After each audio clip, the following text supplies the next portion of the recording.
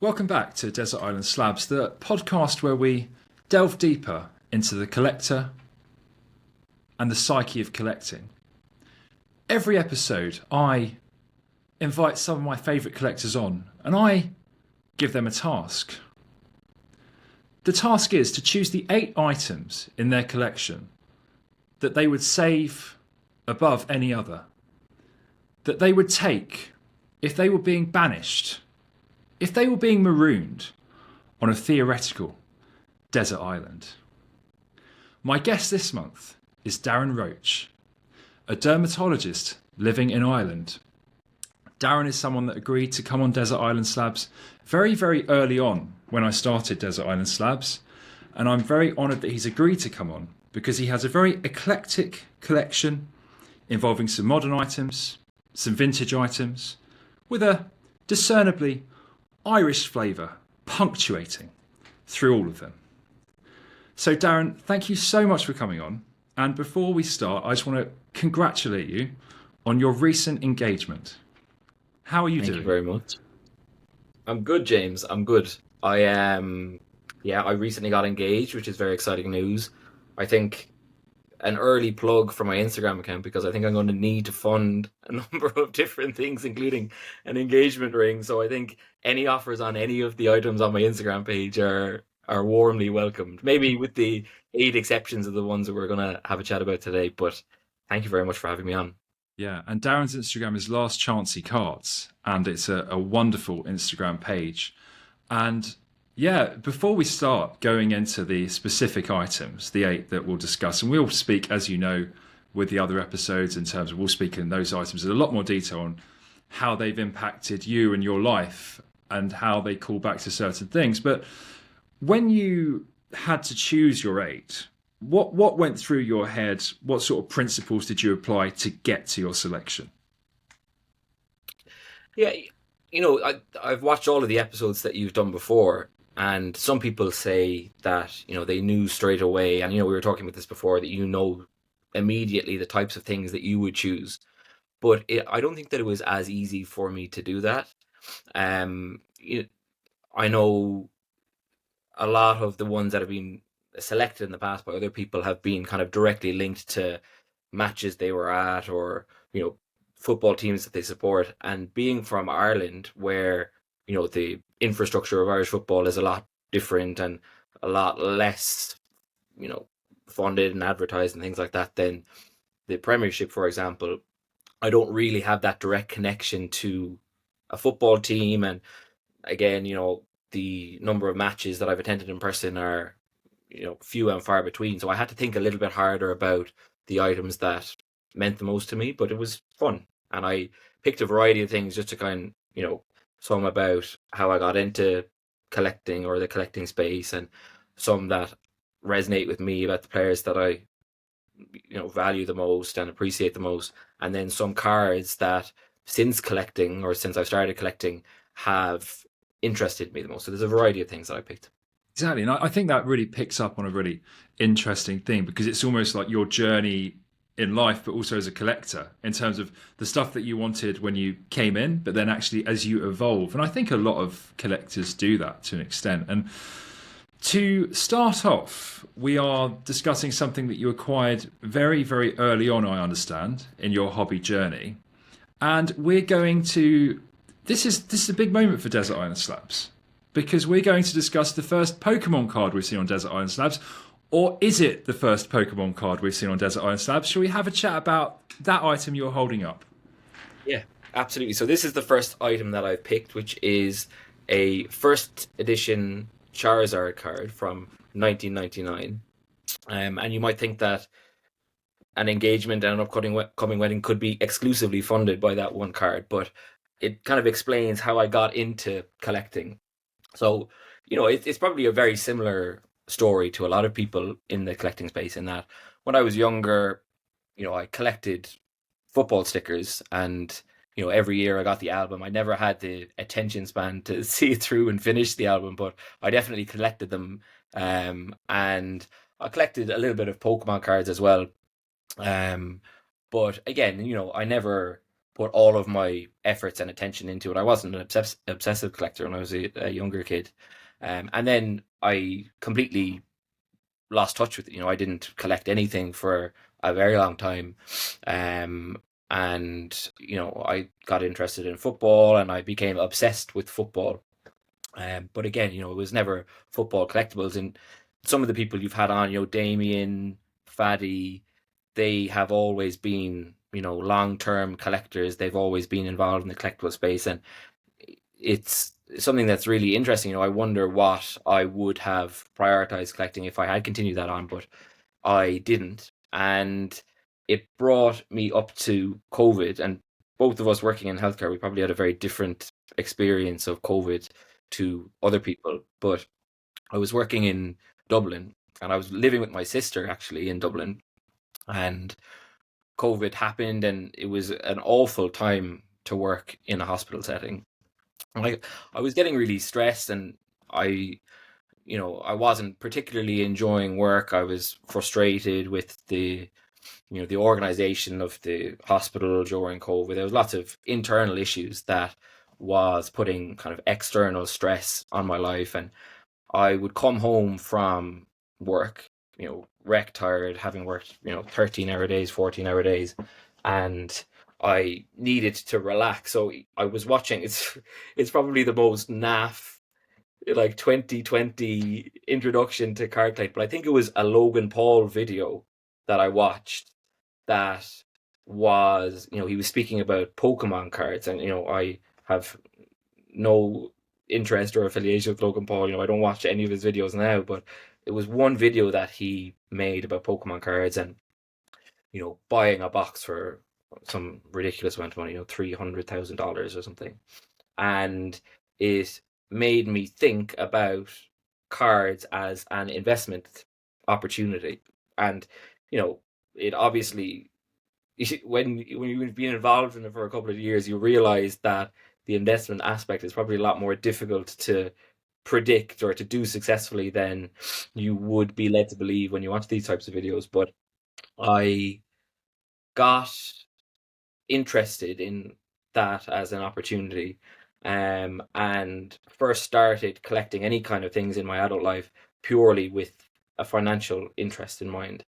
And the way that I used to, so I did a little bit of research, and a little bit of research is a dangerous thing, and I landed on the technique of searching for cards I would go into eBay and type in Pokemon and go to buy it now listings and search from the newest, and I would sit and refresh the browser waiting for something to appear. And, I did that for a couple of days maybe, and I had told, you go on Skype calls with your friends during COVID because you couldn't do anything else. And I had mentioned that I was going to do this as a potential investment opportunity. They all, go forward at the thought of that being something that was legitimately a viable option. And when I was doing that, maybe a week into starting, a card popped up in German. So it was a German listing. And I did German for my leaving cert, was in school. Have subsequently forgotten all German words that I ever knew. But I saw the listing and saw that it was for a German, or it was for an English first edition Charizard card, but listed in German. And I thought, God, this fool has poorly advertised his incredibly valuable Charizard card. And I bought it immediately. And after I bought it, I was doing research saying, how much is one of these worth? And, it was saying $100,000, $200,000. And I text my friend who had been the most verbosely critical friend of the possibility of doing this as an investment opportunity, and said, I've already made thousands of euro from the 1 week of work that I've been doing. And then the card arrived, and it was very obviously a fake Charizard card. So I had to very quickly swallow my pride and admit that the golden opportunity of investment was actually a fake. Yeah, and it's really, I'm really happy that you included this item because it's kind of like It, I must admit, I didn't have that same journey into it. I think the investment thing was a factor to an extent, in the sense Mhm. that the angle I came in was, and I think I've discussed it before, but I was in a charity shop, and basically I saw a few weeks previously, in the same way that everything in COVID, I tried to declutter things. So I was just like going through the makes me sound like such a toff, but the stable. I was going through the stable at my parents' house, and we'd never had horses. It's just a stable. Um, we had sheep, but anyway, so like some of my mum's old games were in there, and one of them was Question of Sport. So I was just literally like going on, like having a look through, like, oh, how much is this worth? And there were some really like valuable board games there, like Treasure of the Pharaohs. And my mum was like, oh, that's a rubbish game. I'll just sell it. And it was like, that one was like £200. And then Question of Sport was there. And I was like, oh, these were selling for like £20, I think, £25. So I was like, oh, that's interesting. That's interesting. So anyway, I didn't sell it at that time. But then I was in a charity shop maybe a month later. Literally nothing. This is like maybe August 2020, July 2020 maybe. And I saw two of these. Well, it was three games for £1. And I saw two of these Question Sport games. So I was like, oh, I'm not leaving £50 there. Thank you very much. I'm having those. So I didn't sell them. But anyway, so then then a few months passed. I was just like hoarding these games, and then I started looking like on the internet, like why is this game actually worth something? Like, because there were other Question Sport games that weren't, and it was the Mike Tyson card in it, which was, at the time worth more. I think it was. So I was like, wow, that's literally like that's that's like £150, just that card. So rather than in a way being like, oh, the investment stuff, I started thinking, well, David Beckham's my favourite player of all time, along with Bobby Moore. Does he have a rookie card? Is that something that he has? And then that was it. And then I was just away. That was me. Just I found tickets so soon after, and I was just literally just like away. And it's so interesting hearing people's literal like genesis story into the hobby. And you're right to an extent, or in terms of how I came in, and then I started thinking about the undervalued component of things and how this was so much more undervalued and stuff like that. And you kind of start thinking about how stuff and then how did you transition, Darren, from trying to become a Pokemon hype beast into what you became now? And I guess we're going to cover that, but what happened? I very quickly realized that I wasn't a Pokemon hype beast and kind of had to drag my tail between my legs and look at what else I was interested in as opposed to what I thought was going to make me some money. And, I immediately, because from a sporting perspective, football is my main interest. I watch other sports and I love other sports, but my main interest is football. And I, really quickly settled into what I was interested in as opposed to what I thought was financially viable. And it's funny. The reason it's interesting to talk about it, but what I have now and the reason that it's valuable now to me is that I buy things now, and I sometimes think, God, maybe I shouldn't have bought this card, or I get buyer's remorse. I suffer from both buyer's remorse and FOMO concurrently. So I get caught up in, wondering whether or not what I've bought was the right decision, opportunity cost. Should I have bought something else for a similar price? But, you look back at something like this and you realize how far you've come from buying fake German Pokemon cards to buying the things that are, you're actually interested in. And the funny thing is now that I couldn't care less whether the cards cost €0 in 100 years' time. They interest me, and so that's what I focused in on. Yeah, no, I think I feel the same. And also, the value is not the be all and end all, but if you are acquiring what you know and what you love, then you probably will perform better anyway. I think is a very overriding principle of a lot of collecting. And I think I discussed it with Matt, the sort of concepts that of this Moneyball concept of collecting, where I'm trying to acquire something which I would theoretically never sell, but I'm also trying to acquire the best collection for me. And sometimes there is a financial component to that, whether it's just, so it's kind of like releasing something so I can acquire things that I like better. And maybe there is a subconscious long-term potential type component to what I'm acquiring. I don't know. I haven't explored it fully, why I'm doing certain things. But you say the journey you've been on, because you realize how far you've come. And if I think about some of the things I was buying early on, like some just That was going to be my next question. What are the mortifying purchases that you made when you started? I think it's weird because there was a lot of, well, let me start by, because it sounds very conceited.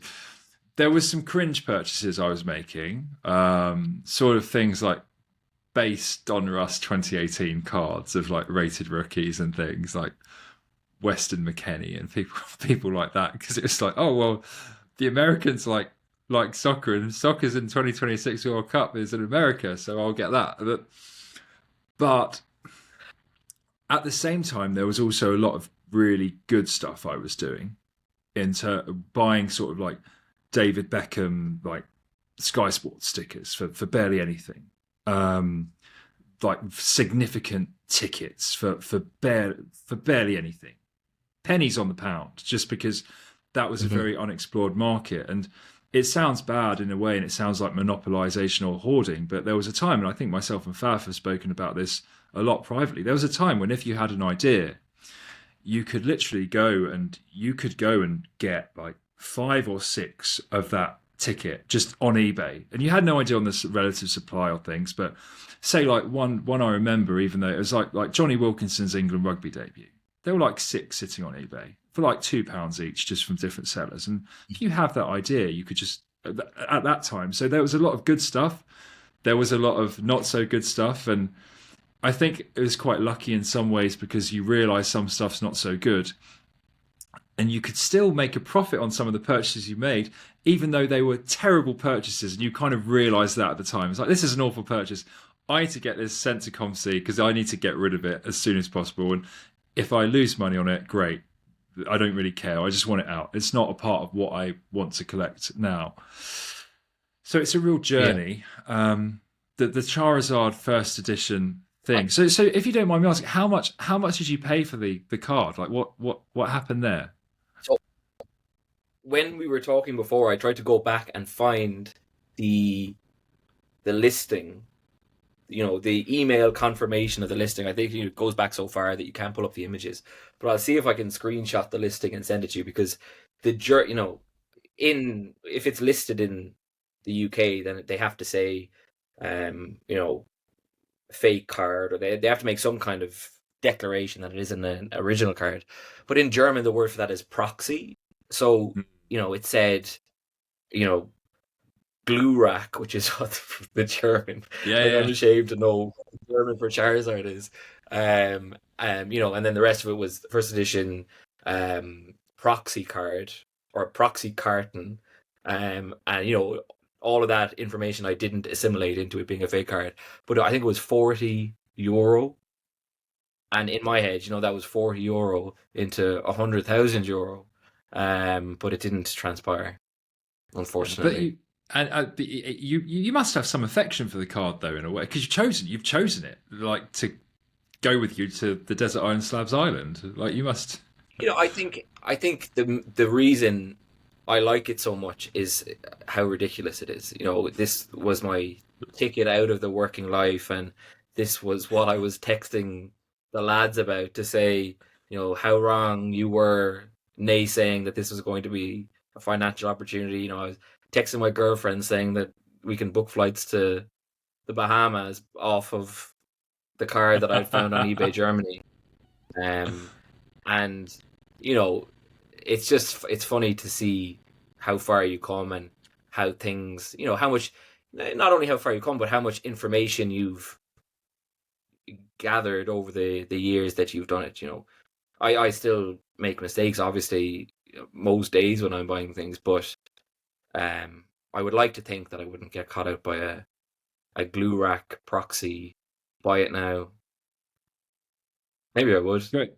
Great story. Great item. And you know, it's the first we still haven't had an authentic Pokemon card on Desert Island Slabs. We So haven't had a Pokemon card yet. so we've got a bit of cardboard with Charizard on it, but we haven't had a Pokemon card yet. So I'm sure we will. Also, I'm sure we will one day. There's kind of a visceral reaction to someone handling a card without any kind of protection on it. Yeah. So I'm sure there was a few people with their hands in their mouth kind of wincing at me handling it without any kind of protection, but yeah, it's fake. No. Well, it's a shame, but you know, you got to continue in the hobby. If you'd got made your million, then maybe you would have stopped straight away and you'd be on the Bahamas. You'd be in the Bahamas and you wouldn't have got to acquire some of the other amazing items which we're going to speak about. And we'll go on now. And this is someone that you know sort of has been a big part of Cork and maybe a big part of your life. I don't know. So shall we have a chat about your next item? Yeah. So this is the next item that I've selected. So it's a Futebol 93 Roy Keane. And I'll go on a little bit about talking about the sticker in a second, but as you mentioned before, I'm from Ireland. I'm working in Dublin at the moment, but I'm from Cork, which is kind of the second city of Ireland. And people I love Cork and I love being from Cork. But people sometimes say about people from Cork that they are the only people that have both the superiority complex and a chip on their shoulder at the same time. So it's a really important thing to have someone that you can boast about and brag about as a Cork man, being in, the main city in Ireland and working and living in Dublin. So Roy Keane is from maybe 10 minutes from where I grew up in Cork. And it was before I ever really had any interest in football. I remember we, as a family, went to stay in a hotel in the west of Ireland, in Kerry, which is as far west as you can go. And we were staying in a hotel, and I was maybe 6 or 7, and I was playing pool in the pool room of the hotel with my dad. And a man walked into the room that neither of us knew, and he was also from Cork. And they started talking a little bit about it. And then for the next, I would say, 2 hours, they spoke about this person called Roy Keane that I had no awareness of whatsoever. And, as a 6-year-old, I was like, wrap it up, I want to play pool. But I came away from it thinking, who is this kind of mythical person called Roy Keane that I had no awareness of? And, as I became interested in football, he had already established himself as, one of, I'm from Cork, so I'm probably the most biased person to ask in the world, but one of the best Premiership footballers, one of the most successful, one of the most interesting characters, and the fact that he's from 10 minutes down the road is something that I'm very, very quick to mention to people that I work with and live near. Yeah, I mean, Roy Keane is, as a Manchester United fan, I love Roy Keane. He's just, Keane is, actually, I've got a video coming out about Roy Keane imminently, but Keane is very interesting because he's actually, I think, underrated by a lot of people now. And I think because obviously you could find compilations of Roy Keane getting angry. And I think people that know football know that he was an incredible player. And like, oh, Roy Keane, I've seen like lots of comments on the YouTube videos about Roy Keane being a farmer footballer and things like that. And it's just like, you do have no idea how good Roy Keane was. The ultimate central midfielder. I would put Roy Keane in my Premier League 11 all the time. And I say that knowing Yaya Toure, Kevin De Bruyne, all of that, because Keane could do it all. He was an incredible player, incredible just technical ability as well. He could pass, he could shoot, his dribbling wasn't as great, but he could.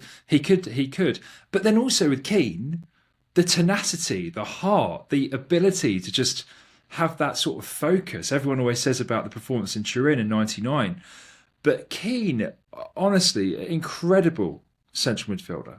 Would be my captain in an all-time Premier League 11, and just a amazing player, interesting person. I think, yeah, interesting person. But yeah, and just with regards to just a few things about what you said, just to go back, I didn't want to interrupt your flow. With Cork, then, what you mentioned about the superiority, but also the chip on their shoulder. What do you mean by that? So in Ireland, the perception is that Dublin is the metropolitan centre of Ireland, and everything outside of Dublin is other and is kind of farmland and uncultured and underdeveloped. And people from Cork, people from Cork say that it's the real capital. And there's always a big rivalry, specifically with sports, in rugby and in Gaelic sports, so Gaelic football, hurling, there's always rivalry between Dublin and Cork. And for that reason, people from Cork have a chip on their shoulder about being underrepresented and underappreciated across Ireland as a whole, I think. Yeah, it's interesting. It's interesting, is it, the sort of like almost parochial roots of things, and it's very interesting. And yeah, Roy Keane. I mean, he's got two autobiographies, and he's very proud to be from Cork. I read them both a while ago now, but it's very proud to be from Cork. And this because if Keane's a big part, do you have an extensive Roy Keane collection then, or how you've got a lot of Keane items?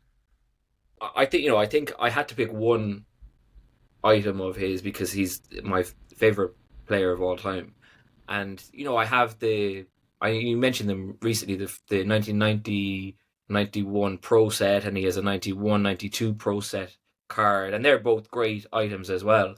But the reason that I went for this one, I feel like it's a little bit less. It's a little bit more scarce than the Pro set. And scarcity is something that's probably overstated in the collectible space. And if you like the item, then it doesn't really matter whether it's scarce or not. But I think for this one, the full headshot, the retro Nottingham Forest kit, is the one that I went for. But I have I have loads of other Roy Keane cards. So it could have been any one of those that I picked. Yeah, and with regards to the item, with regards to the album itself, Football '93, again, it's not on my Sports Compendium advert all the time, but the first Premier League episode is talking about Brian Deane's first Premier League goal, and I actually mentioned this album quite extensively, Football '93, because there was a solitary year of the continuation of Panini, but this is the only. They've now reacquired the license, soon to lose it, but. This was the sole Panini Football '93 year before it went to Merlin '94 and subsequently Merlin onwards. And I really like Football '93. I mentioned it in that video because the stickers are referred to as giant as well, and they are. And it's a really nice portrait stickers, and you get quite a lot of the kit there. And the album itself, complete, is actually not the easiest to find at all. The stickers are also a lot rarer or a lot more scarce than some of the Merlin issued ones, and it's a really cool album because it gives the bios have the market values in the album and stuck in, and really nice for the first Premier League season. And to go to the Keane, it's a great. I mean, Nottingham Forest got relegated that year, and Keane had a great season. This was the year before he went to Manchester United for the British record transfer the following year. And it's a great image. I love that sort of Nottingham Forest kit. He looks so young. I mean, I think he was probably 21 in that. I think it's August 71 he was born. So it's very young looking Keane and just ready to take on the world and take out a few legs, I think, as well as do some amazing things. But yeah, an amazing item. And you mentioned your favourite footballer of all time, and that is probably unsurprising because you maybe feel such an affinity with him because of where he's from and what he went on to achieve. you mentioning that he's proud to be from Cork and represents Cork. In the early, in those stages of his career when he was playing for Nottingham Forest, there's so many stories about him playing a match on a Saturday morning and then flying home to Cork Yeah. and going on a night out in Cork on Saturday night and getting into a fight and then flying back to Nottingham on Sunday. And it's, I think he's such an interesting character. He's a brilliant pundit, and he is, the dynamic of him speaking to Gary Neville and Michael Richards and things like that. I think he's a brilliant pundit, but his personality and his career and there's loads of parts of what he says and what he did when he played that is such a dichotomy. He always would berate people for not being professional and not living up to the standards that he feels that people should live up to. But at the same time, he's coming home to Cork and drinking 10 pints of Guinness and then getting on a flight back to Nottingham the day after. I think he's always someone that I've found really interesting as well as a great footballer. Exactly, yeah. And prior to the FA Cup final in '99, he spent a lot of it in a jail cell after getting in a fight. So he's a very interesting character. I think with his autobiography and things, I think a lot. I mean, obviously he would. Well, yeah, with the Haaland thing, but a lot of it, he insinuates that he was inflamed in Cork as well, quite a lot of the time. Obviously, but he maybe would say that, but I think he felt that obviously a lot of people were very supportive, but a lot of people would try and get a rise out of him, and probably coming from envy. Mm-hmm. And he wasn't one to maybe have that awareness there. He was just like, no, I'm going to get in a fight and get all angry with this person. But yeah, just an amazing player though, like a very interesting person. I think with his punditry, I do like his punditry, but I think I do sometimes feel that he's being caricaturized a bit as this like grumpy, like tell it how it is person. But he does actually say a lot of really worthwhile things as well. I think he feeds into it a little bit as well. Yeah, he does. The do your job, catchphrase that has developed over the last couple of years. I think he definitely is aware of the caricature of himself. But, he's a really intelligent man. When you hear him speak, he's very eloquent. Which smacks against the persona that's portrayed of him as a kind of a bogger brute going around kicking people. I think he's great. And and even though there's some people, I think not being all critical of the new generation or whatever, that's not what I'm doing. But when people don't know how good Roy Keane was, he was, for people that watched him and people older than us that watched him. He was pretty much the perfect Premier League central midfielder. Like, so strong in the challenge, great vision. Just it could be a bit of a hothead, absolutely. But even away from the actual football, when you compare how he was off the pitch, you see all of these clips and footage of him in the tunnel and squaring up to Patrick Vieira, defending Gary Neville after Patrick Vieira, cornered him in a room.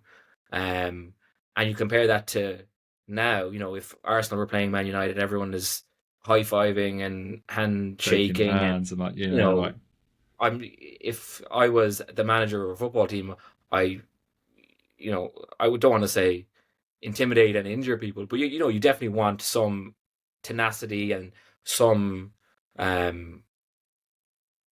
heart off the pitch as well. And I think he has always shown that, and he's a winner. He's dragged Ireland to big tournaments and has single-handedly won matches for them that they had no right to even be a part of, let alone win. So he's always been someone that I respect as a footballer, but also respect as a person.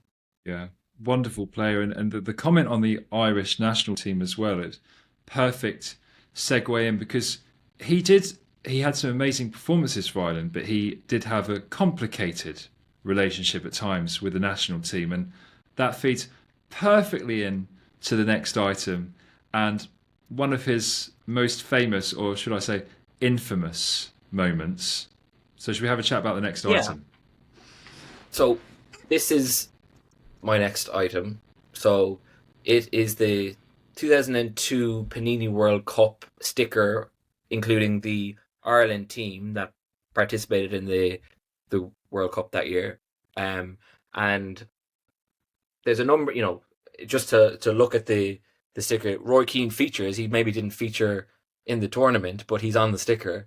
And the reason I've picked that to discuss, or the one that would mean a lot to me, and the one that I would bring on the desert island, is because it's probably my first memory of Ireland being in a big international tournament in any sport.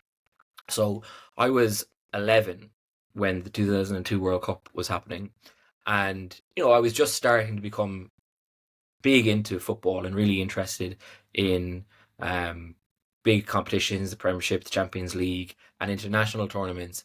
And I remember we were in primary school, so we were in class, and when Ireland gets to a tournament, probably in a way that no other country does, it completely shuts down and everything goes out the window. And just getting to the tournament is seen as the success, and then every step beyond that is enjoying the moment and embracing it.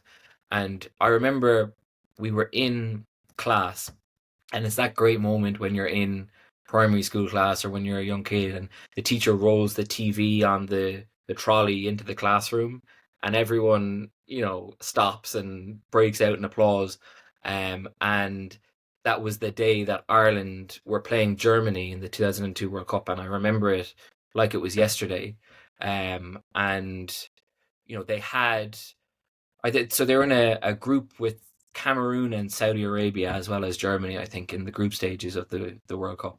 And they had drawn with Cameroon, who, Cameroon were a big, good international side, and they had Yeah. gotten a good draw against Cameroon.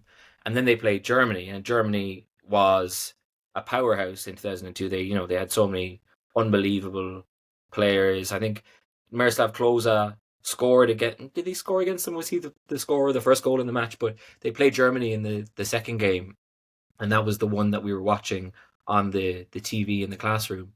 And they went 1-0 down, and it was as expected, but they hung in. And a lot of the players that are on the sticker, Damien Duff, um, Matty Holland, Robbie Keane, were all in the squad. And for an Irish team, they had some big, international standard players, which is probably unusual for Ireland Yeah. in a lot of situations. But they, Robbie Keane scored in the last minute to draw with Germany, which then set up the last game in the group against Saudi Arabia, which they won, and then went on to the knockout stages.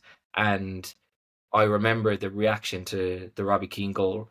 The TV got flipped upside down, and the teachers were on the tables, and it's something that I will always remember. And it was definitely the first competition that I have a vivid memory of watching. Yeah, it was an excellent tournament, and but it's actually,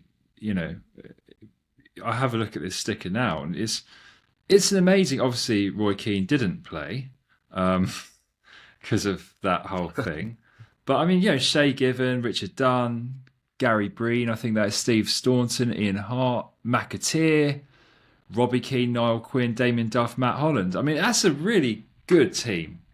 That's Yeah. that's a really good team, and it's no surprise they did so well, and very unlucky to go out against Spain as well. They were good in that tournament. It was I such a think yeah. that it was probably a very similar. I don't remember watching the Spain game as vividly as I remember watching the Germany game, but in that game as well, Robbie Keane scored a penalty in the last minute to draw and bring it to penalties, and it was the best thing that I had ever watched. It was unbelievable watching it play out.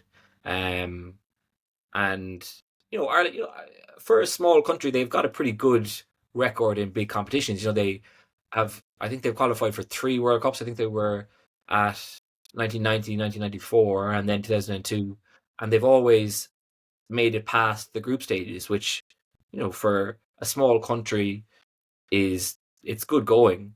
But that team, in terms of the big name, Robbie Keane, an unbelievable Premiership striker, Damien Duff, who played for a long time in the Premiership, played for Chelsea, which is the team that I support.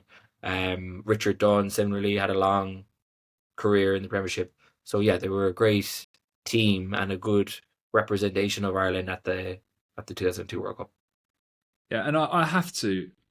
Ireland did very well in 2002, and I have to ask about what happened before 2002.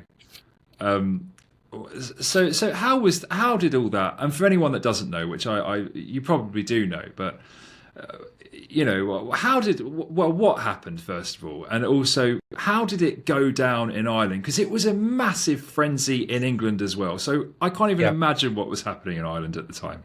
So we're speaking about the Roy Keane Saipan incident, and I think, again, I'm probably the most biased person in the world to ask, because I'm going to side with Roy Keane every time in this situation. But it was in the build up to the World Cup, and they had, I think, Mick McCarthy, who was the manager of Ireland during the World Cup, and Roy Keane had always had kind of a fractious relationship, and Roy Keane has always famously called Mick McCarthy a bluffer, which in Ireland is the biggest insult that you could ever call anyone. And it was in the build up to the World Cup. They had travelled over to Saipan for their training preparations, and when they landed in their training facility, it's so classically Ireland. None of the goalkeepers had travelled, so they were training with stand-in goalkeepers. I think some of the outfield players had been asked to stand in goals, which is like something that you do in under 12s. They didn't have proper kit. They didn't have enough footballs to train with. And Roy Keane walked out and said that he wasn't going to participate in a World Cup that was underprepared for. And he flew home to Cork to walk his dog. Tricks. Tricks. That dog became the most famous dog in pretty much the whole world for those few days.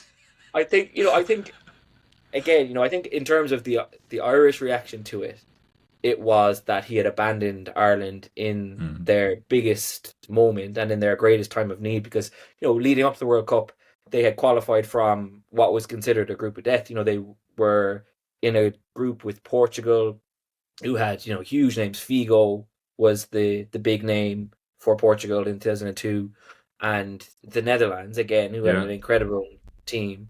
And in the group stage, mainly backed by the performances of Roy Keane, they didn't lose any match against either Netherlands or Portugal. And they famously beat the Netherlands to qualify in one of the last matches of the knockout stage, or in the group stage, to qualify for the World Cup.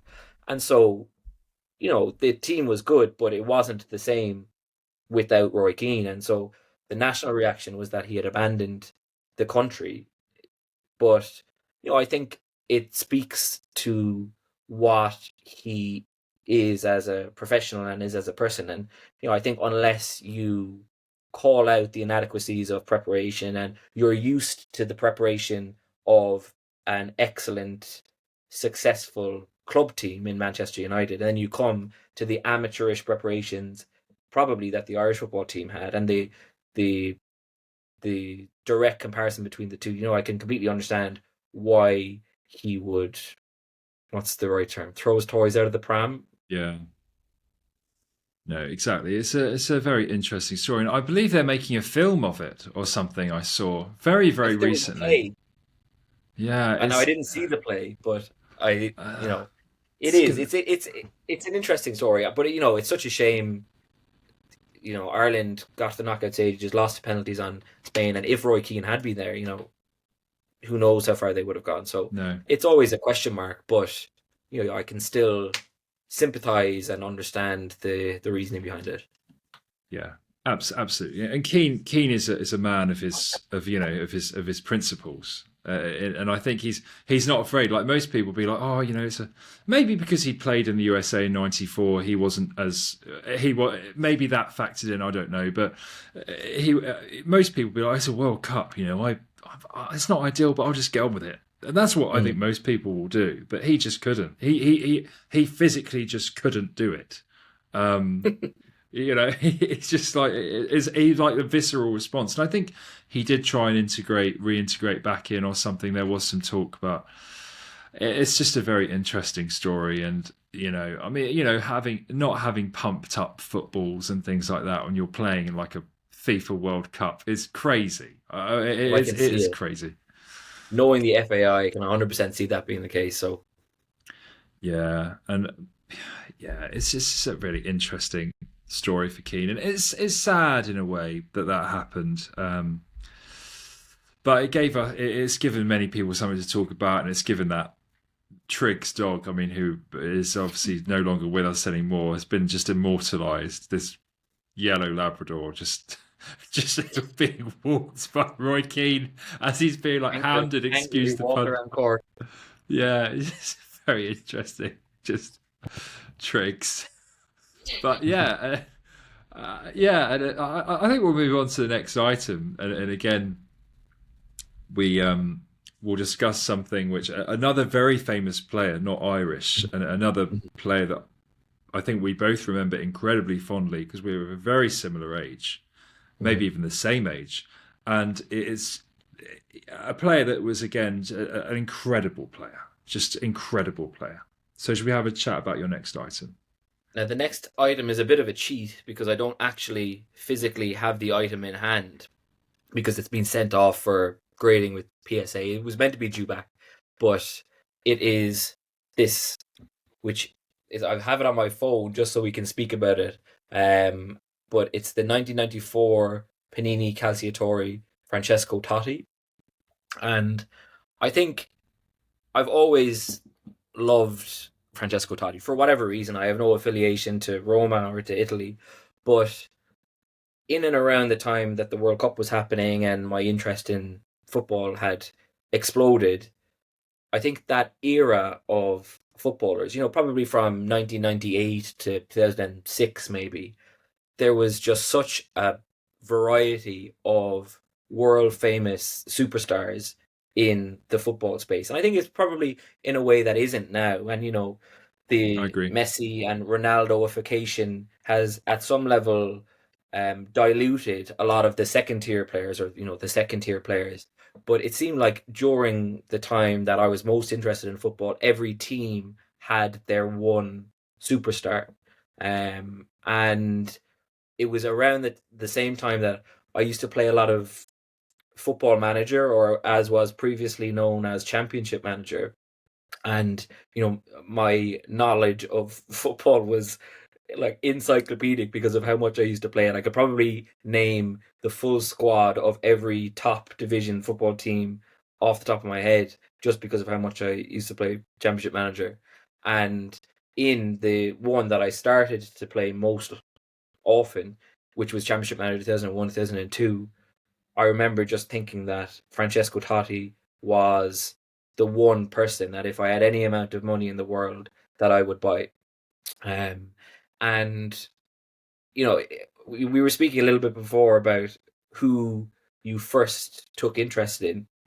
And bizarrely for me, when I started collecting football cards and buying football cards on eBay, the people that I went to first were the people that I had a connection with from Championship Manager. So they certainly wouldn't be, the biggest names in the house. But the people that I searched for first when I started to look at soccer cards were people like Juan Roman Riquelme and Roberto Muzzi and Marco Di Vaio. All of these players that, maybe all amazing Championship Manager Juan players. Roman Riquelme excluded, players that wouldn't be the first people that would spring to mind.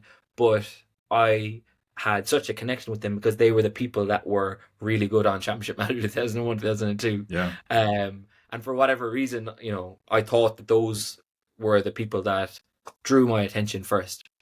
And, again, being from Ireland, and not having that specific connection with, I mentioned that I support Chelsea, but it's really just a relationship of coincidence. I don't have any emotional connection to Chelsea, really. I support them when I watch them on TV, but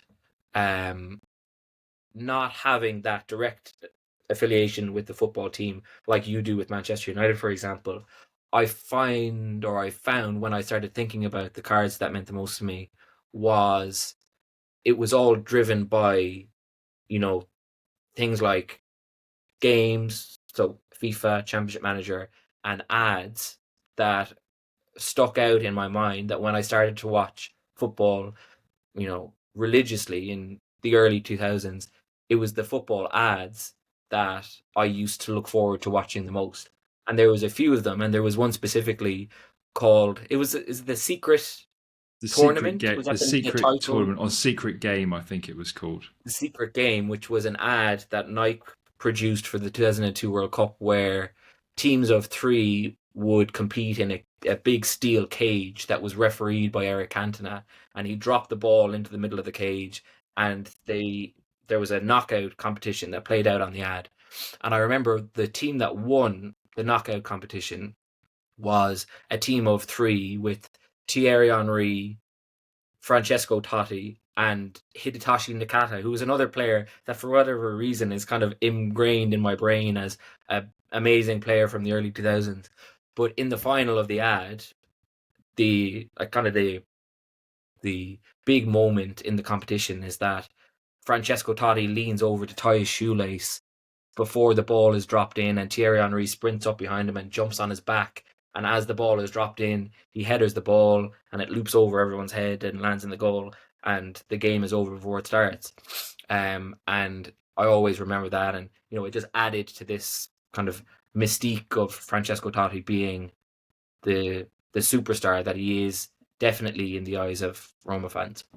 Yeah, absolutely. And the secret game advert, or secret match, I remember that was huge. Well, it was a huge advert. It was.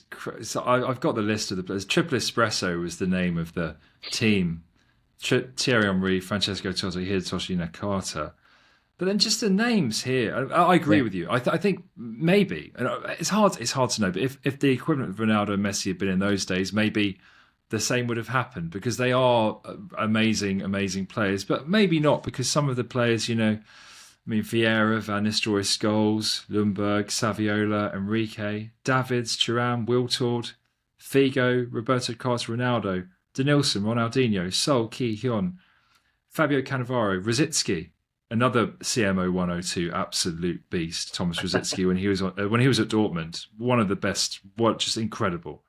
Rio. And Hleb as well, Alexander Hleb. Exactly, Alexander Hleb. Yeah, I mean, Championship Manager 102 is one of it's odd, because a lot of us tend to use that as the sentinel game. It's 0102, and the people like Maxim Sigalko, ROP, the made up player to Madeira, who was just this beast who could get, it's Julius all these. Another one Julius Agahawa, Mark Kerr. I found myself looking for Mark Kerr cards from Falkirk and didn't get very far. Mike Duff. It's funny that we all have the same shared memory of sitting down. So it's my two worlds colliding, dermatology and Championship Manager. I remember when I was what age was I, 10. And I used to, it was back in the days where you had a family computer in the living room, and I'd come in after playing football for 4 hours in the green, and I used to sit down and play Championship Manager in the family room. And it was after I played soccer, so I'd taken my football jersey off, and I was sitting down in the chair, and the chair had a wicker back, and I was sitting in the chair for so long that I got bruising on my back in the distribution of the wicker mark on the chair. And my mom, the classic thing in dermatology where you come out and you roll a glass on it to see if it blanches. Yeah. And she thought that I had meningitis. And I went into A&E with a rash on my back and got worked up for meningitis. And then they started asking like, "Oh, were you sitting in an unusual position?" And I go, "He was playing Championship Manager for 6 hours," and that was the explanation. No, exactly. We see it. We see it a lot in peds in terms of this particular rash type thing, and with the vaccine now, meningococcal sepsis is so much less common than it was even 7 years ago. But it's sometimes a decision we have to make on if it's linear. I mean, I like to think I probably wouldn't work you up for meningitis. A well child, just It was a full bath of hatched petechiae. yeah, and for a petechiae to be so disseminated, the child would have to be pretty unwell, is what I would say. Yeah, no, I was fine. I just wanted to get back to playing Championship Manager. Just thinking about Sigalko and Tu Madeira and Mark Kerr, but Kennedy Bakircioglu as well. I mean, how could I forget Kennedy and all these incredible players, and Dionysius Chiotis, the Greek goalkeeper, and I mean, it's funny because the relationship you have with these players is in. Another big game for me was Championship Manager 0102, but the same franchise, obviously, Football Manager 2007 was the one also that I really remember vividly. And there was Andre Guardado, is a Mexican winger who's had an incredible career. Never a true global superstar, but I had like Guardado in my all-conquering Atletico Madrid team on Football Manager 2007. And from that, I have had this relationship with Andre Guardado for like 17 years, where I've always followed his career. My friends bought me an Atletico Madrid, who had never played for, shirt with Guardado on the back. Like, this was like years ago. And when I went to see PSV play Man United in 2015, Guardado played at Old Trafford. It was a 0-0 rubbish game. But I was so excited about seeing Guardado live. I was like, "Oh my god, this is incredible. This is the worlds colliding of the in real life." And these relationships you build up with these players from these games, and I could rattle off another 20 different people that I have an affiliation with for no reason whatsoever. Cristiano Lucarelli, who was a striker who played for Livorno. No idea why, but a legend. No, exactly. And like players like De Zerbi was actually very good on Football Manager as well. Before I even knew he was very good. And there was a winger called Davide Posansini as well, who was just insane. He was insane. Like this 28-year-old, you could just get for like 800,000 co-ownership both. And just he would play on the left wing, and he would play better than Giggs. Honestly, it was just incredible winger. And then you have these players that you build up this relationship with. And with Football Manager and Championship Manager, it goes a bit weirder because obviously if you play the game for a few seasons, you start getting the regens. And then you start having these relationships and players I remember that have never existed. Like and it's like Habib Hosni, my Tunisian striker at Salernitana, who I have this still a massive affection for, but he has never existed. So it goes weirder with Football Manager and Championship Manager. But I actually found that, again, when I started off and I was in the very brief phase of trying to predict who was going to be, the next Messi or the next Ronaldo, trying to prospect young players, I went to, videos about who was the best Football Manager 2022 wonder kid, because it seems like they've got a really accurate and good scouting network for Football Manager. And they've predicted loads of people who have gone on. Messi in the 03-04 Football Manager was incredible. And then went on. Exactly. And actually it really will go into the next item really, really well, actually, because he was another massive Football Manager success.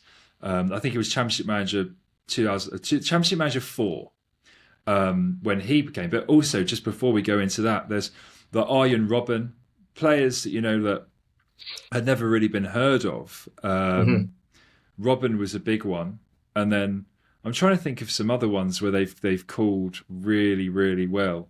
Vincent Kompany as well, when he was literally just like a 50,000 player in Anderlecht, just as a 16-year-old, they called really, really well. Speaking of vintage, there was another. So for that Anderlecht team, there was another guy called Anthony van den Boer. Anthony van den Boer. Yeah, Anthony van den Boer was an So insane. Like he was. I always thought he was best as a right back, but he could play basically anywhere along the back, and he could also play in defensive midfield and central midfield. Such a versatile player. in what other universe would we be discussing the versatility of Anthony van den Boer? You know, And, it's and we both know what we mean. Like he'd just be great. You yeah. could plug him in wherever. And As you were saying that, I was like, yeah, to be honest, I'd fancy more at right back, but like yeah, this yeah, obscure Belgian, it is bizarre. yeah, exactly. But yeah, and then the next player was a player that as like a 16-year-old, Less obscure. yeah, less obscure, a player that as a 16-year-old football manager called very, very well, and that Mhm. was Cristiano Ronaldo. So shall we have a chat about your next item? So this is the next one, and Amazing. again, it's the 2002 2003 football Cristiano Ronaldo sticker from the Portuguese set, and we were discussing this a little bit before as well about the fact that no one has mentioned a Messi or Ronaldo rookie in the number of guests that you've had on. And I think it's interesting because if we had had this conversation pre World Cup, before Argentina won the World Cup, there was, it probably wasn't a 50-50 split, but there was a very close split between Lionel Messi and Cristiano Ronaldo about who the best footballer in history was. And I think they had kind of set themselves, obviously there'll be people who will debate it, but I think they had set themselves as the number one and two best footballers of all time. And I think since Lionel Messi has probably set himself apart from Cristiano Ronaldo winning the World Cup, in a lot of people's eyes, has set himself apart.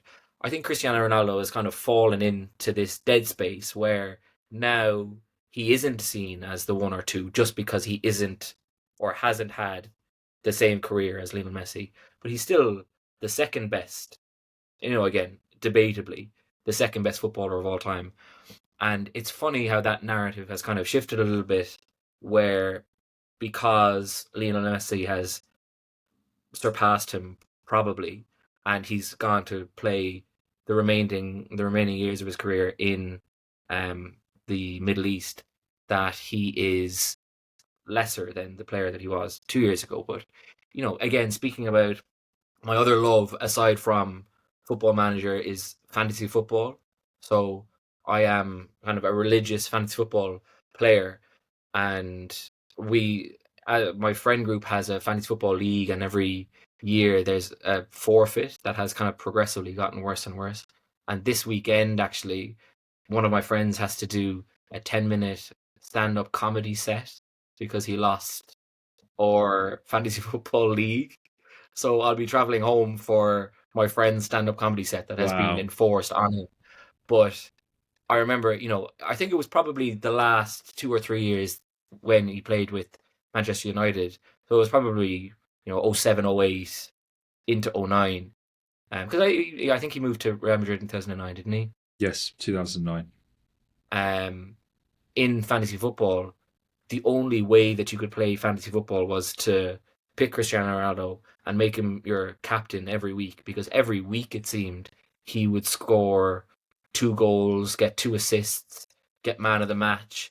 And it was around the same, not only his scores on fantasy football, but, some of the clips of goals that he scored in that vintage of Cristiano Ronaldo. There was a goal against Porto in the Champions League, I think, in just before he moved to Real Madrid, where he took a shot from 40 yards out, and it didn't even seem real. It looked like it had been edited. Yeah. The pace that the ball, it was still rising as it went into the roof of the net. He was just unbelievable, and I'm more than happy to have his rookie sticker in my selection for Desert Island Slabs because he's an incredible player. Yeah, incredible player. I mean, so much has been said about him. I can't add much, but only my very personal experience of Ronaldo as a Manchester United season ticket holder. And I actually can almost ignore his second spell where he annoyed me a bit, but I'm over it now. But just because when my dad and things, we have this conversation occasionally. It comes up, and it always creates a argument because he is adamant that Ryan Giggs is the best player he's seen play for Manchester United. And it's just like, everyone's allowed their opinion, but that is an objectively wrong answer. I'm sorry, that is objectively wrong because the existence of Cristiano Ronaldo means that you cannot, in my opinion, have any other answer for who is the best player to have played for Manchester United in that era. And I know he went on to transcend at Real Madrid. So some people like to make the argument that, oh, well, he had his best work at Real Madrid, but fine, I accept that. But what about 2006 to 2009? What about those years when Ronaldo was absolutely insane? And that is my favourite incarnation of Cristiano Ronaldo as well. Because he was. I know he went on to become one of the best pure strikers of all time. There are lots of theories why he did transition. Was it his injury in 2014?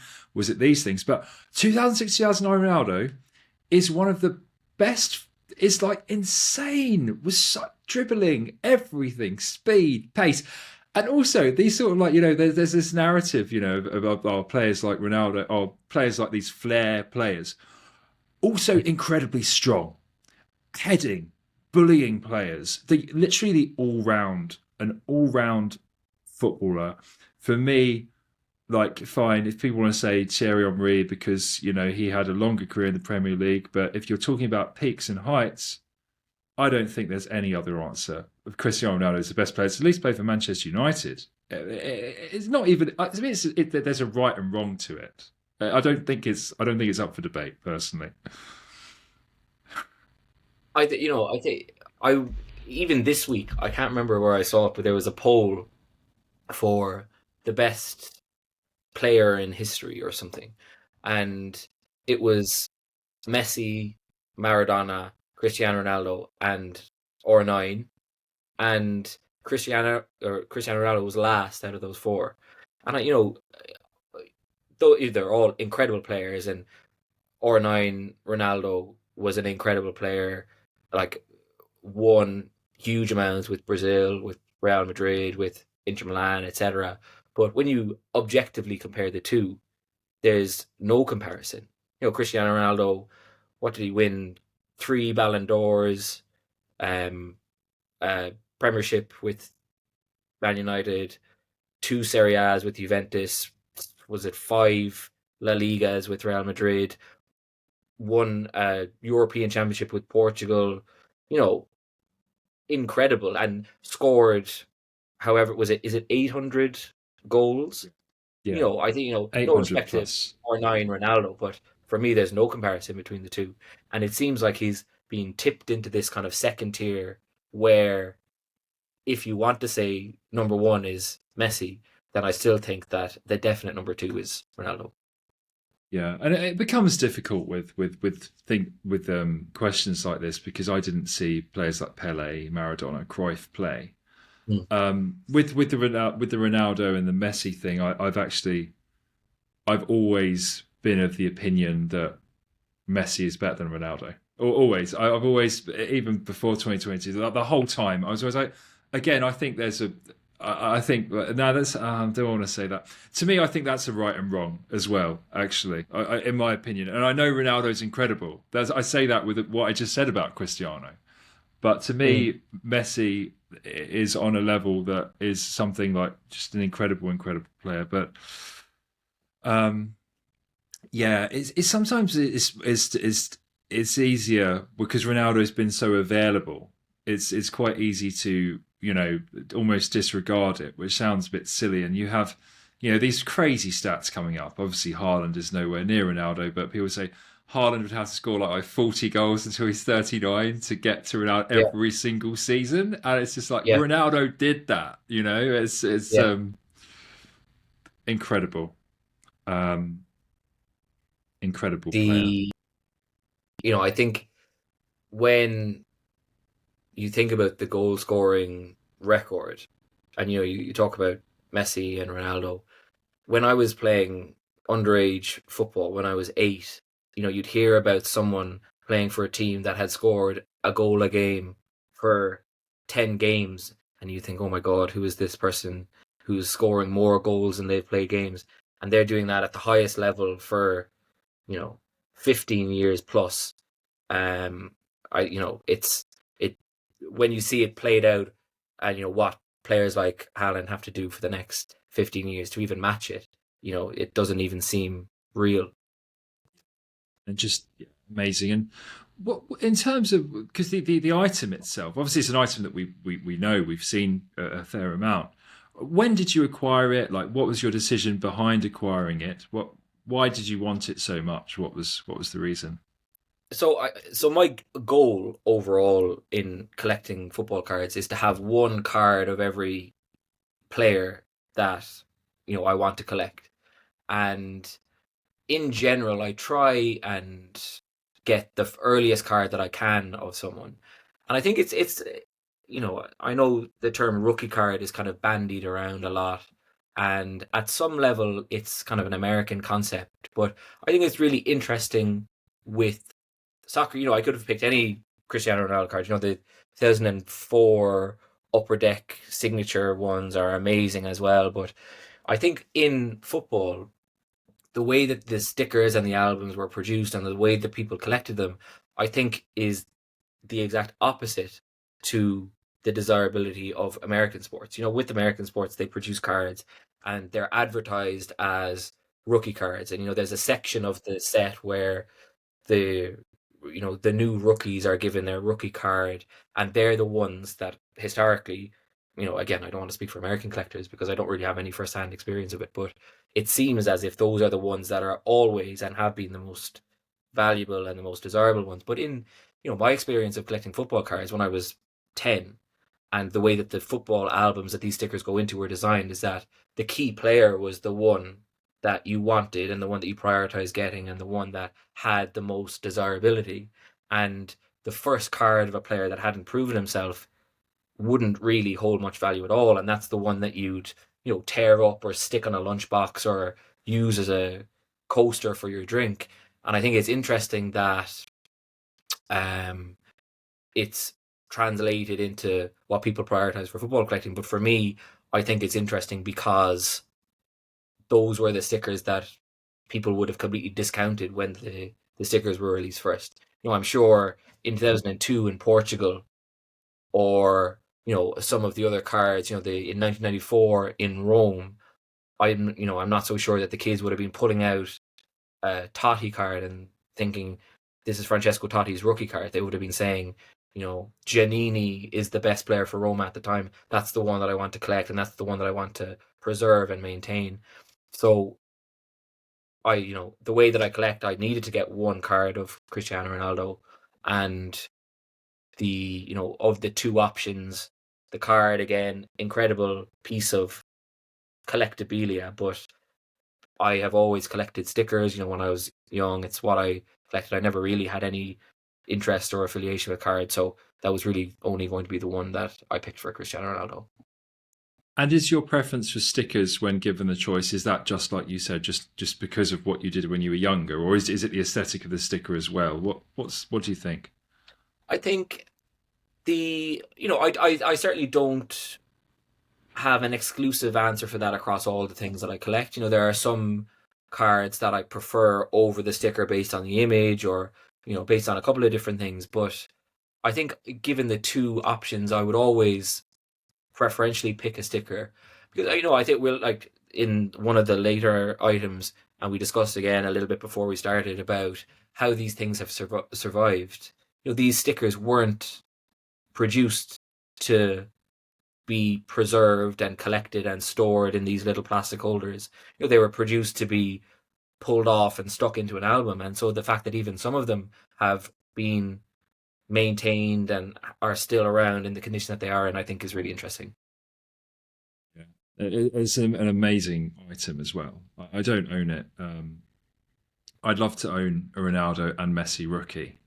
Just I can't. I don't know. I think I just haven't almost got round to it. It is in a weird way. I think I've never. I always feel like, oh, I'll get a chance and something.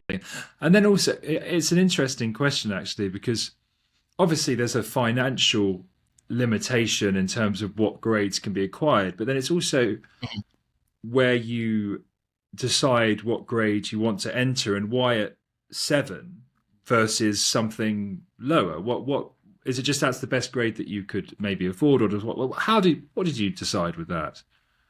So I actually was on the European Discord podcast earlier this week. It was, it's funny. It's the first time I've spoken out loud about any of my cards, and then I'm doing it twice in 1 week. It's kind of a funny shift, but So Desert Island Slabs is a sloppy seconds, is it? No, it was a warm up, James. It was a warm up. No, I'm joking. I love that podcast. I love what Josh and Sully are doing. I love it. I listen to it. I listen to it. No, so it was really fun. They're doing very well. But I think, for me, I really don't care at all what the number on the front of the slab is. I think I am able to look at a sticker and decide for me what one appeals to me, whether it's, the centering or the eye appeal or the surface.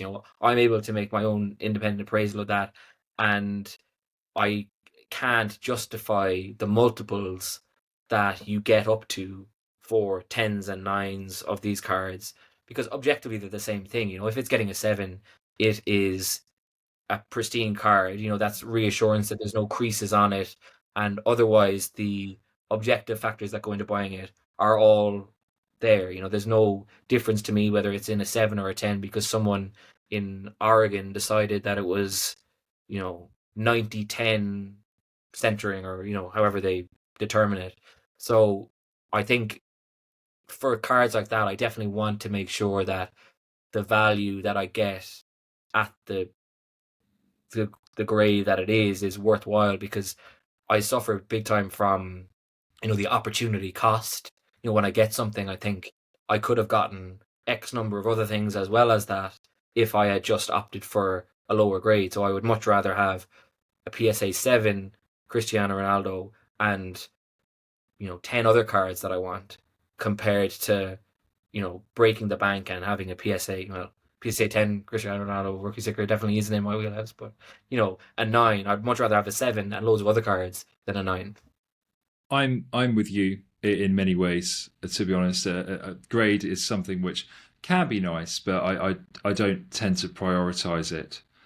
I think something as well, which I haven't mentioned in terms of the collectibles finance component, but maybe it's a YouTube channel, a very popular one, but it's Reserved Investments, and Sean Cermick is his name. He's sort of an expert in the antiques and collectibles trade. And he didn't come up with the concept, but he explains it so well in terms of this concept of the OCG, or the optimal collecting grade. And it's like the best grade you can get before the multiple goes up to price to obtain the grade. And that's something which I think about an awful lot.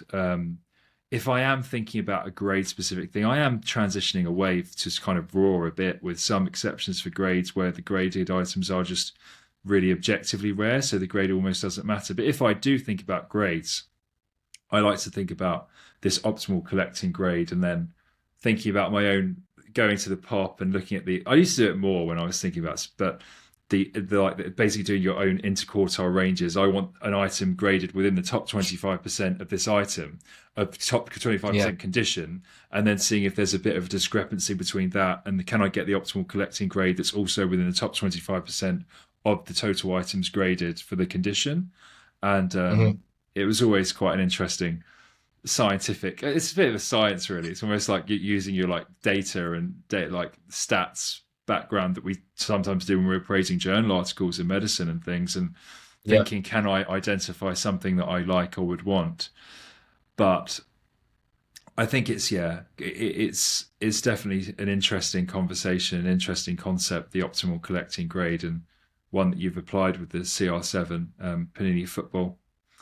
Yeah, and it's a great item, a great sticker, and I'd love to have one day whenever I decide to get around to it. But there's always other things I feel that I can I could see myself acquiring something like that in a trade, probably. where I'm like, oh, I want one. Yeah. Whereas I don't know if I go and buy one. Not at the moment anyway. But yeah, and I think we've kind of like done the five items which are sort of very modern, pre-modern, and it's interesting because and now it's almost like the encore that the first set's been done, and now we're going to go for something which I associate this with you quite a lot actually. This sort of vintage love and background.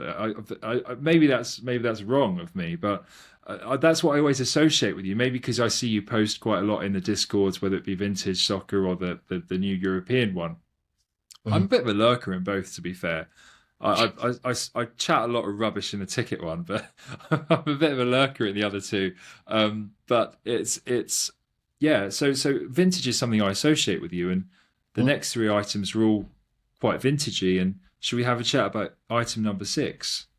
Yeah. So this is the sixth item that I picked. So let me zoom out. The glare is pretty bad. Let me try and get it without glare. So it is a 1939 card of Abe Lenstra, which is produced by a company called Tiktak, but it was designed to be put in an album called Voetbal in Het Noorden. Um, so the kind of the route that I've had with collecting has pushed my interest further and further back in time. Just because it's the things that I found that I think are most interesting. Doing the research on players, discovering players that I had never heard about, and trying to find these really like obscure niche collectible items from them that invariably are really really scarce. The number of copies of them are really really few. And in the same way as we were talking about Cristiano Ronaldo, obviously they're very different cards and very different players, but um, I was always fascinated by people who have scored loads of goals. Um, and again, it goes back to when I was playing an underage football and there was kids who were scoring more than a goal a game. And it was just that idea of people who were doing that at the highest professional level. And I came across a Wikipedia document of players who scored more than 500 goals on record. And I know there's a number of different ways that you can record things and classify goals as official goals, but I came across the list, and on the list, there are the people that I knew about. So people like Cristiano Ronaldo, Lionel Messi, Zlatan Ibrahimovic, Luis Suarez. But then there are names that I had no awareness of whatsoever.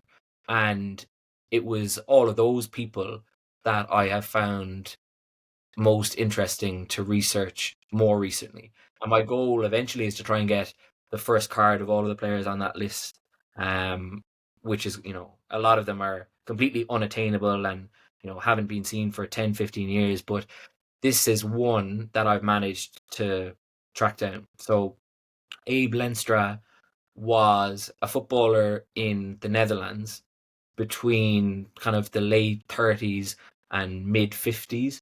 And he was a player who over, that period of time had an unbelievable scoring record. So, depending on what articles you read, he scored more than 800 goals. And again, these are mixed official and unofficial games, but anyone who scored more than 800 goals at any competition or recordable level is obviously an incredible player. But the card itself, so the I've had to kind of adapt with what I want to collect. I've had to kind of adapt to the different countries that produce the card. So I've come a long way from typing Pokemon in and searching the most recent buy it now listings, and I've had to set up accounts on Dutch websites and Spanish websites and German websites to try and find the regional listings for these types of cards, just to try and track them down at any level, and then to come across one and to buy it and then to send it off and get it graded by SGC, which is the company that it's graded by, is very, very satisfying. It kind of appeals to my OCD nature. And the card itself is, again, it's the rookie card idea is really interesting when you go back as far as that, because in this picture, I think Abe Lenstra was born in 1920, and this is a card from 1938, 39, and he was only 18. And, you know, I find it really interesting that at 18 he had enough notoriety to be put into an album where even in the album he's the only player from Heerenveen, which is the team that he plays for. Um, that he's the only player from the team that appeared in the album. Um, so I just think it's really interesting, and I love that card specifically out of my collection. And how did you? Is it sort of a card that it was a Leinster card, and then you realised it was his rookie, or was it something that you'd kind of already identified and then you managed to find it? What happened with this one? So I again, when I'm trying to find, for example, if I land on a player that I want to try and track down, I do as much research as I can, and you find sometimes that there are often native language articles about Mm. cards of these notable type of players. So I found a Dutch website that lists the cards of a variety of different Dutch players, ranging from vintage and pre-war players to modern players. And for Abe Lenstra, there was one card that was significantly earlier than all of the rest of them. So this is from 1938, 39, and I think his next card might be 1947. So there's, a 9-year gap from the first card that was produced to the next lot of cards that includes his image. And,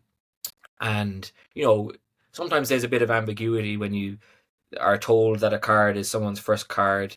If it's in a glut of other cards that they appear in, there's an opportunity that there might be one of the same year or an earlier year. So there's always that opportunity when you're investigating these types of things, that you might be caught out and you've invested in something that you perceive to be a rookie, but then it turns out not to be the rookie card.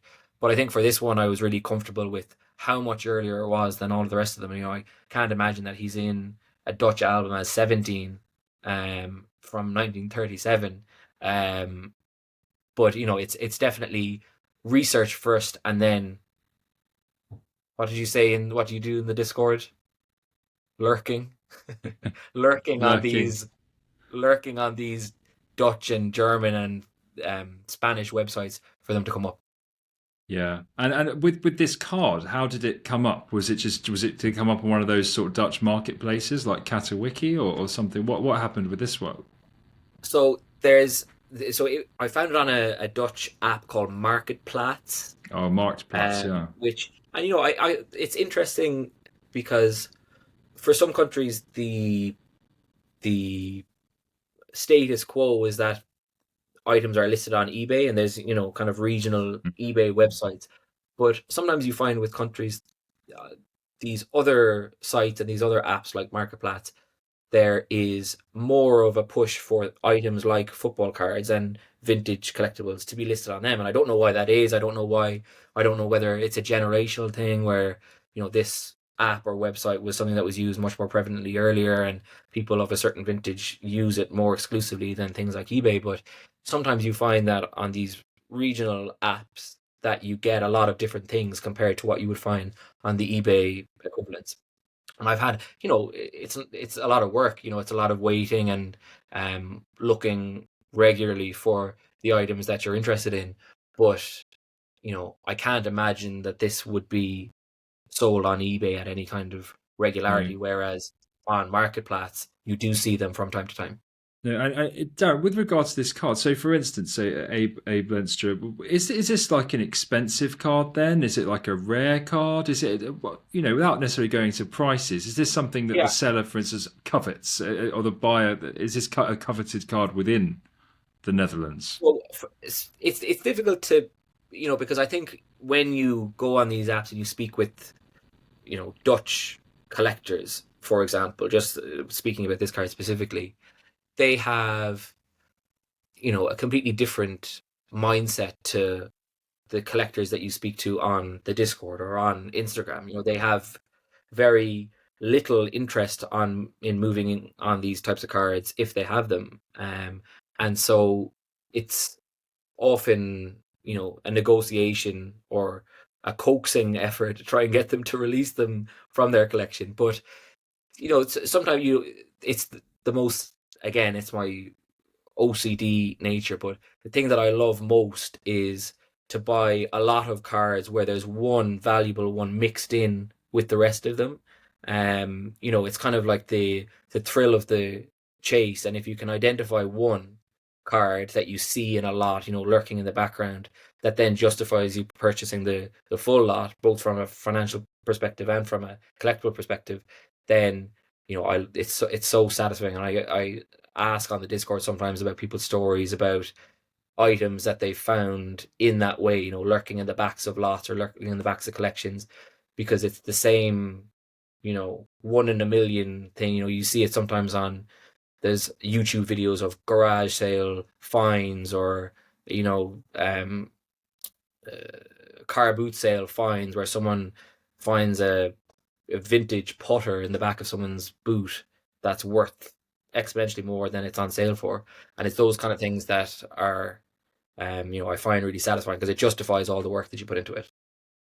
No, exactly. It's very interesting. It's a very interesting thing, because I've had it before with some tickets and things that just, you're like, oh my goodness gracious me, and you see it and it's just like, well, part of you finds it, not part of you, but the figurative you, part of me finds it a bit disingenuous sometimes in a weird way. That's why I never like push the negotiations at all. I just pay whatever's asked if I know, because it's like I don't want to be complicit in like fooling someone. But if it's listed, and then I will just pay that price. I'm not going to be like, oh, can you take it down early, things like that. Even though you people within their right to do that, by the way, I don't mind. I just can't do that personally. But there's some situations where it's like, oh my, this is big. Let's see if I can just, if all goes through, if this arrives, because this is a big moment. And it's just it's a real interesting treasure trove thing. And I think part of it as well, even though I wouldn't go about obtaining these things in what I consider a disingenuous way, there is something to be said for the tenacity and the knowledge and being in that space and knowing like, oh, that's that. This is, and when it arrives, it's just incredible. And but this one wasn't within a lot then. This one was a specific card that you got. What happened with this? So I actually have 2 copies of the same card. Mm-hmm. One is in less good condition than this one, but I found it in both ways. So one was just listed for a price, and again, as you said, if it's something that, well, it's quite niche, so it's difficult to assign a value to it. But if it's something that I perceive to be notable, that I'm certainly not going to try and convince someone that it isn't notable. And in certain situations you might say the one card that you have for sale is worth more than the rest of them, can I just pay for this individual one, with declaring that it's more valuable. So there was one where it was for sale individually, and the other one that I got that was less well preserved was, I bought the album, and it wasn't a complete album. And I know there's debate in the community about whether you should preserve these albums or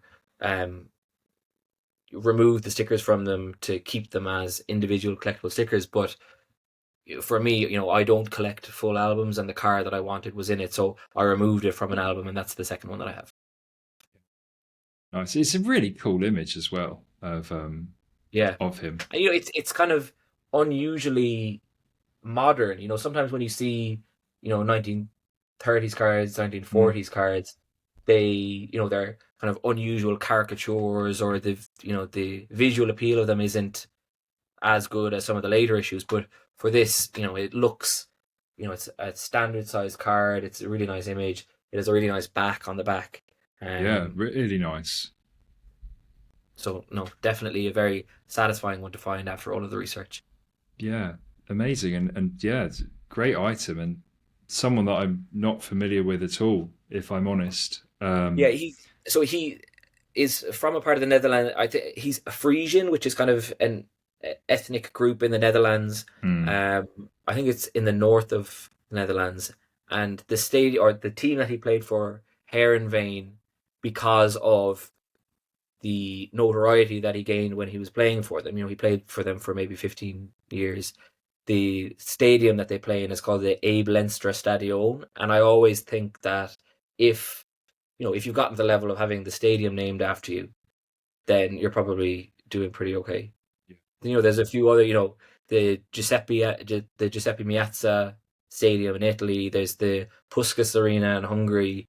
And there's probably there's probably a few other ones, but that's pretty good company to be in, for someone who has achieved enough for the club for them to name the stadium after you. Yeah, exactly. Great item, and sounds like and I'll definitely have a think about that. And you mentioned you've got a spare, so I'm sure that could be a wedding, a wedding fund A thing. wedding funding, If yeah. anyone is, the Desert Island Slabs is not an advert, but if anyone's interested in Darren's spare, he will release it for the small price of 100,000 euros. I But think I'm that's going to need to do a bit more album soaking to fund the wedding. yeah, very very expensive things, these weddings. Not that I've had one or have any immediate plans for one.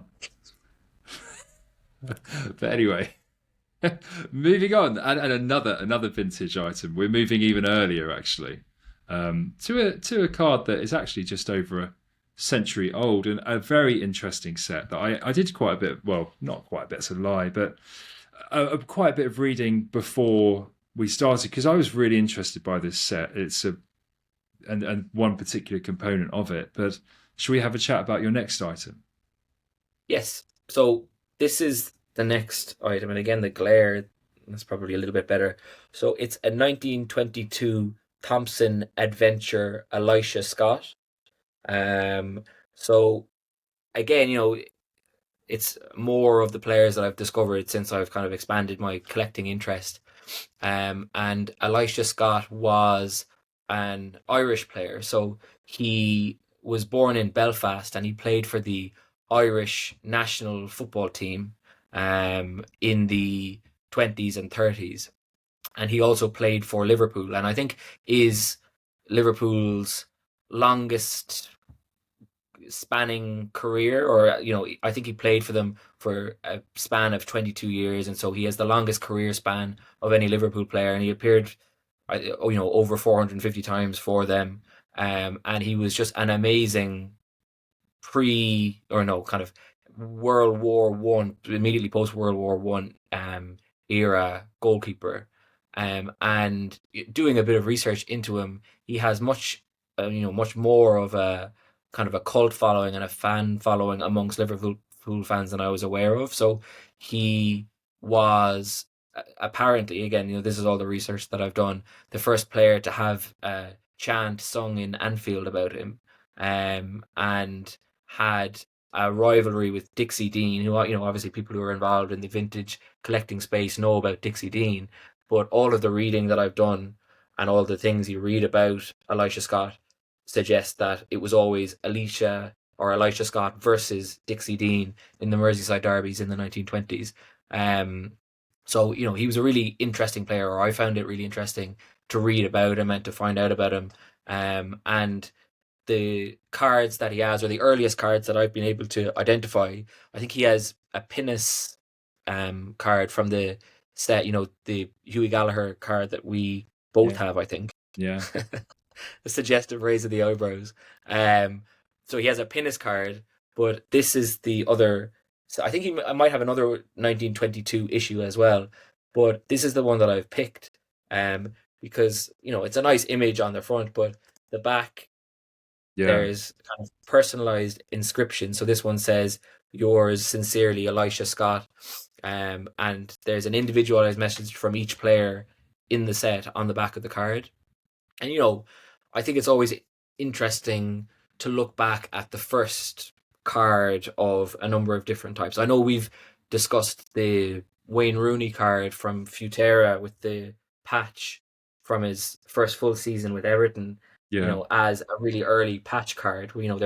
They're incredibly common now, and they're sold in all of the mass-produced sets in the modern sets. But looking back, these really sporadic uses of patch cards or autographs, like the 2004 Upper Deck card, are really interesting to me. And to look back, over 100 years, and to have a card that has essentially a facsimile autograph on the back of it, I think is really interesting. Yeah, it is, and it's so interesting because you can't, even though like modern stuff and things, which fine, people like that stuff, but it is very interesting tracing back the origins of things and how they started and designs. The facsimile, like you say, and if you have a look at some of the early cards for, say, players like Vivian Woodward, I think of, and when they've got the sort of action and then the inset and things of the player, and that looks like the Messi Este rookie. Actually, it's the same type design that they use, so you can see how it starts, then it originates, then it evolves, and this card is really interesting that it's on the back that they've got the facsimile auto, like you say, and it's just a really, really interesting card. And it's got that the Thomson is obviously was quite a popular make at the time. It's quite interesting you mentioned the pin ace, because actually the kind of, this looks like a photo almost. It reminds me a bit of even though the pin ace ones are always more front on the pictures, but this one actually reminds me a bit of even the pin ace to look at in a weird way. Obviously they're a bit smaller, but yeah. Yeah, just that sort of. Is it a card, Darren, or is it like a photo-y type feel to it? Is it that card? Is it sort of? So it has a kind of a photographic finish. So it's Yeah, slightly more sheen on the front. I have a few, the Pinnis cards that I have are a little bit more matte, but it's kind of a photographic card, and the detail is incredible. I'll hold it up a little bit more. There's a glare on yeah, the sleeve. I'll take it off the sleeve. But it's yeah. You can see that shine. Yeah, and it. again, the condition isn't perfect, but it's 102 years old, so I don't really have any issue or interest in having pristine cards from 102 years ago. They're amazing just to have in hand. And I the other part of it that I have always found really interesting is, and you mentioned before about it being kind of these cards being a snapshot or a window into discussing kind of greater issues or greater kind of contextual things, and it led me down the path of investigating the history of Irish football, and it being around World War One, but it also being immediately post the 1916 Rising in Ireland, and the division of Northern Ireland and Southern Ireland, and the national teams and how that played out. I always think it's really interesting to look back and find cards from these times of kind of big political shifts or conflict. Not to be morbid, but I think it's just interesting to see the footballers that were being discussed during those times, Yeah, as a kind of a snapshot or a glimpse into what the greater the kind of the context of the card was produced in. yeah. No, exactly. And someone I'm trying to get on Desert Island Slabs is someone that she basically just puts it in looking at these items through the like lens of looking at basically culture and sports history through the lens of these cards and things, which is basically what I do on this channel in many ways. The cards are incredible, the tickets are incredible, but actually it's how they can be contextualized and everything. And when you have a card like this, and you mention all the sort of like the 1916 events and things, it's really interesting that this is basically a contemporaneous item from that time, and the things that he would have been going through.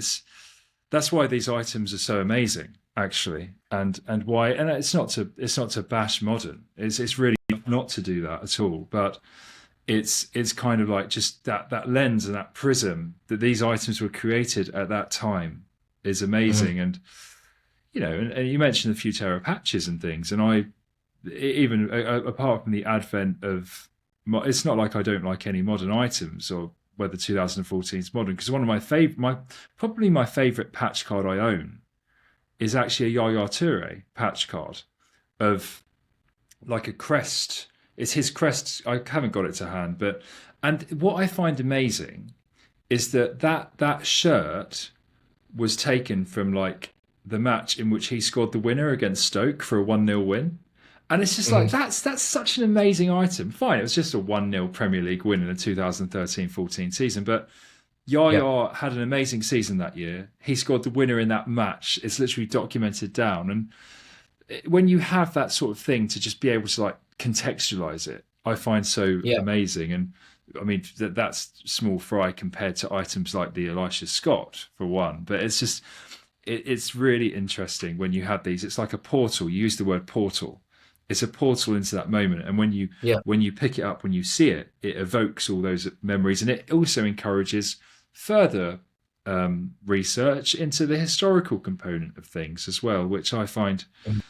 really interesting and has been many wiki holes for me in terms of finding out more about these people and these players. And yeah, an amazing item. And just also I did a bit of reading about Elisha Scott, but just an amazing goalkeeper as well. Was regarded as one of the, well, I think Dixie Dean said he was the elite goalkeeper of the era. Yeah. And And there's stories of Elisha Scott and Dixie Dean, being seen after um, Merseyside derbies, going to the pub together and having a pint after the match. And I think it is important. Dixie Dean is an incredible player and gets all of the notoriety in the vintage space that he deserves. But all of these other surrounding cast members, I think, are important to kind of tip your cap to and make sure yeah, that they're remembered as well. absolutely. And actually, although the final, so we're coming to the end, which is very sad. As I've had a lovely time, but you know, all good things must end, and we're gonna finish actually with someone who, again, a segue in terms of there was sort of, well, there was, I guess there was a few other bigger players, big players at the time, but the final item, although he's incredibly famous, probably with some of his teammates, maybe this is just me, I don't. He wasn't the most famous of the Mhm. team of his teammates, so Yeah. it's nice that a lot of people do collect him. So should we have a chat about your final item number 8, last chancey So, slabs? so this is the one that I picked. Again, the glare is awful, but it is a debated year issue from a company called Bolletje, in the Netherlands, again, of Raymond Kopa. So the first of all, Raymond Kopa as a player, he was a Polish migrant who settled in France and played, I think, for Angers first, and then moved to Rem, where he made his name, and then eventually moved on to Real Madrid in 1956, I think. Um, but he was, one of the original Galacticos for Real Madrid. The team that they had in the 1950s, you could argue is comparable to the team that they had in the early 2000s, with players like Di Stefano and Puskas. But Raymond Kopa was someone who was, debatably as important as them in that kind of the winning seasons with Real Madrid in the 1950s.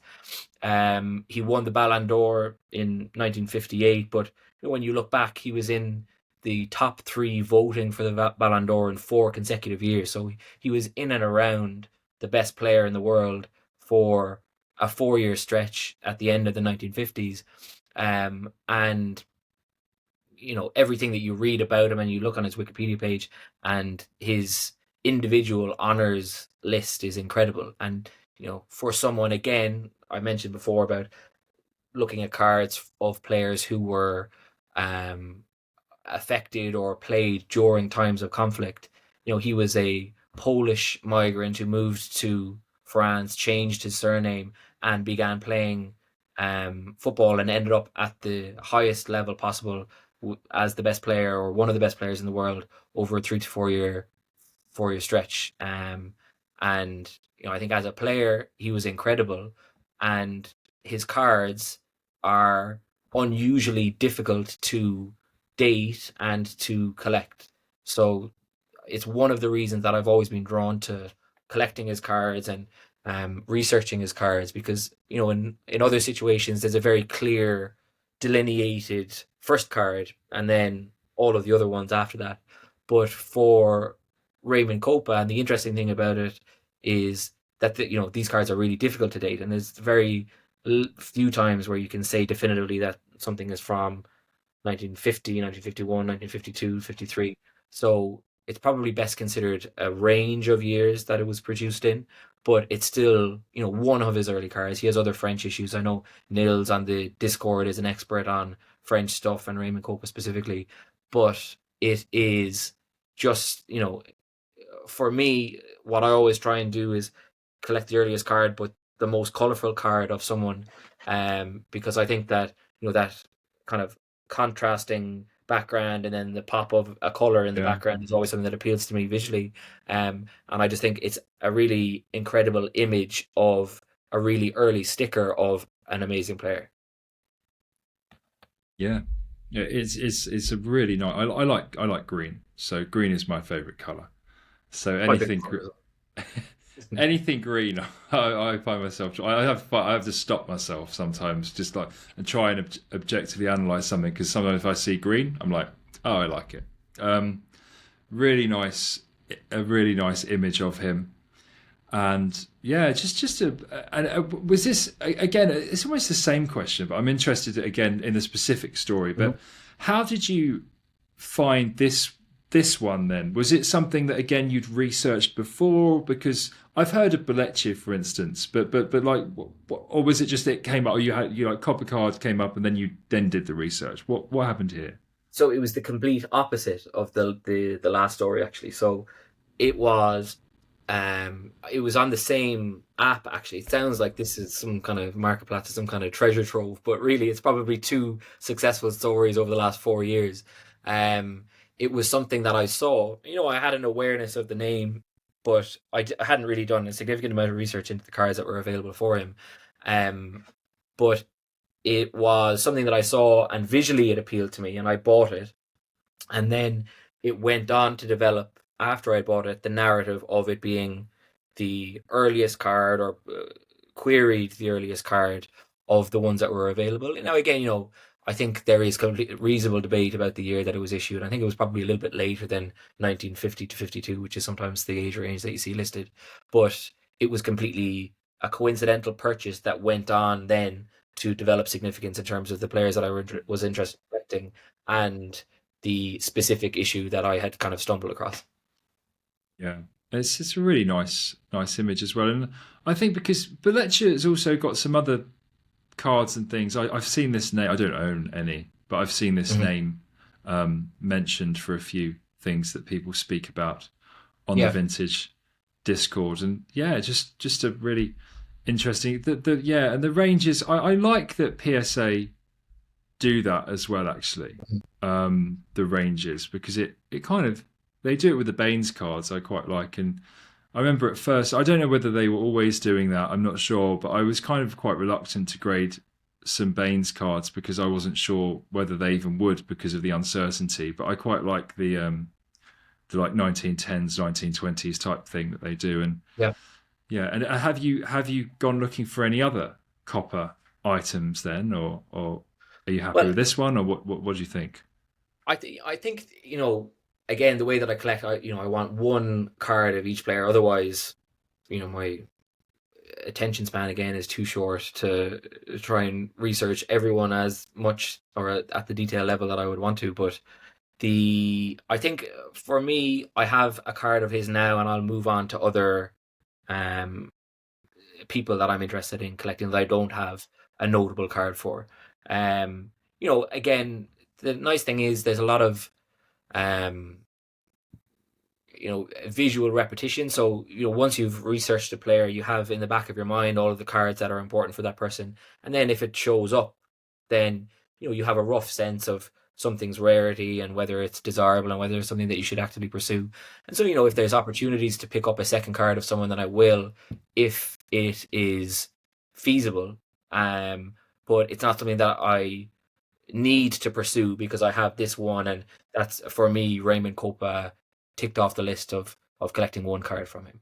But I think in terms of, compared, what I find really interesting is going back through the years, and specifically, I have to collect what I have access to, and that's European cards.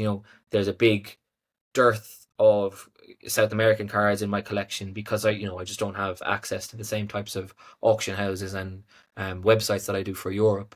But the variability, even between countries in Europe, with the type of cards that are produced and the types of cards that are collectible, it's so broad. In Spain, there's, in the 1920s and 30s, there's lots of chocolate cards that were produced that are incredible visually. There are, tobacco cards in the UK that, again, are incredible in their own right. And it's not necessarily something that is specific to the Netherlands, but this card, which was, I think, released with biscuits in the 1950s, is one that there's instructions on the back in Dutch that instruct you to soak it in warm water, which then allows you to stick it into the album, and the back kind of dissolves away. So if you find an album with these cards in it, they're incredibly fragile and they're not removable because the entirety of the structure of the card has been dissolved, and they're just melded kind of onto the residual. it. Yeah, exactly. So you can't really get an album and remove it from the album because it'll completely destroy the residual facade of the sticker. So it's even rarer, or I find it so interesting that these types of things have survived when the idea of them was that a kid in the Netherlands in the 1950s was supposed to soak it in water and stick it into an album. Yeah, no, exactly, and it's this preservation of things, and it's an honour to have some of these items. And I've spoken about it with Fav quite a few times. Of you feel like you're a custodian of these items without being melodramatic, but you feel like you're this custodian, sort of like preserving them and trying to have something that you like and you can pass down, and it's just something. And I mean, this item is one of those, isn't it? A very, very interesting item. And this is the thing with the diversity of the things we've seen on Desert Island Slabs. I mean, we're episode 8, 64 items, and the diversity already has been incredible. And and Raymond Kopa, haven't seen a Raymond Kopa item yet. Maybe Nils has agreed to come on at some point, so maybe we'll see another one or two. Who knows? But it's Raymond Kopa. I mean, he's got the Kopa Trophy, which is the best performing under 21 player. So I almost insinuated that he's not as well known as Di Stefano or Puskas. And I don't think that's unfair to say, but he clearly is so revered to have that trophy named after him. And just amazing item. And it's amazing, isn't it? Because we discussed before about how you don't know how long things are going to last when we chat. And I almost haven't really looked at the length properly. And then you realise you've just been discussing something for like nearly 2 hours. And we've come to the end of the discussion on the items. And Darren, thank you I've had so much fun discussing all 8. Yeah, it was great. An amazing range of items from a non-Pokemon, Pokemon, but not a Pokemon card. So we're still waiting to see the first. We're still waiting to see the first Pokemon card on Desert Island Slabs, but I'm so glad you enjoyed it. So then a sort of Irish theme, and then we finished with a blast of vintage items. So it's been an absolute blast. I thank you so much for coming on, and thank you so much. Any sort of final points, unifying thoughts about concluding remarks about the items we've discussed, or anything in general that you're interested in or you want to discuss about? No, I think we covered everything that I was kind of planning on speaking about. I think, thanks for having me. Your channel is really, it's great. It's probably the only thing that can hold my attention for 2 hours straight. anymore. I kind of zone out when I watch films, but it's probably the only thing that can keep me interested for that amount of time. And it's I think I'm grateful to you as part of the community for you to make these videos, because it's really a great resource, and it's good representation. So I appreciate it.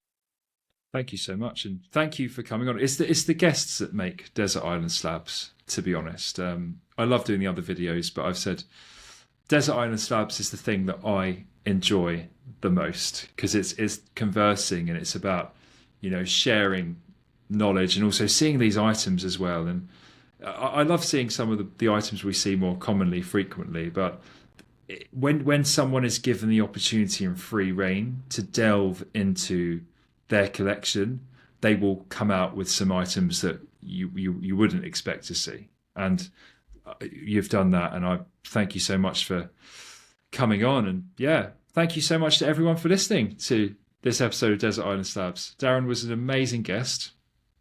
A big congratulations to him on his engagement. And yeah, thank you so much, as I said, to everyone for listening to this episode. If you like what you've seen, then please subscribe to the channel. It would really help me out. And if you're a collector and you're interested in appearing on a future episode of Desert Island Slabs, then message me on the Desert Island Slabs Instagram, where I upload all of the items discussed, so it makes a digital archive. Or you can message me on the My Sports Compendium Instagram as well, and I will try and get you on at some point. But for now, it's goodbye from me, and goodbye from Darren.